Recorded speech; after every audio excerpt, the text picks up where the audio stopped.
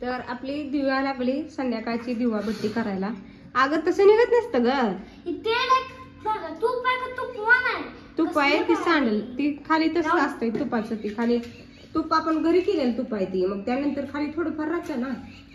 तर दिवा लागली आपली संध्याकाळची अगर दिवा दिवा अगरबत्तीचं चालू होती दिवा वगैरे लावायला. तर मस्त पैकी हे आपलं आहे मंदिर. श्री स्वामी समर्थ. श्री स्वामी समर्थ. तर कोण कोण कमेंट मध्ये नेणार श्री स्वामी समर्थ नक्की कमेंट करा का नाही ग. श्री स्वामी समर्थ पण लिहा. काय म्हणली कुठला देव आहे ती गुरुदत्त. गुरुदत्त पण लिहा. आमच्या इथं पण स्वामी आहेत, तिकडं हॉलमध्ये पण स्वामी, इथं पण स्वामी. स्वामींचं पुस्तक आहे मस्तपैकी. हॉलमध्ये आमच्या स्वामींचा मोठा फोटो आहे. तर ती बी आम्हाला युट्यूब फेमस रील स्टार परी त्यांनी आपल्याला गिफ्ट केला. तर ही दिव्या लागली उदबत्ती लावायला.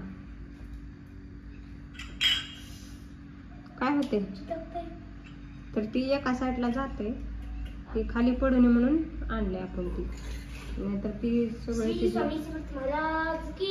जय श्री गुरुदेव दत्त. श्री स्वामी समर्थ महाराज की जय.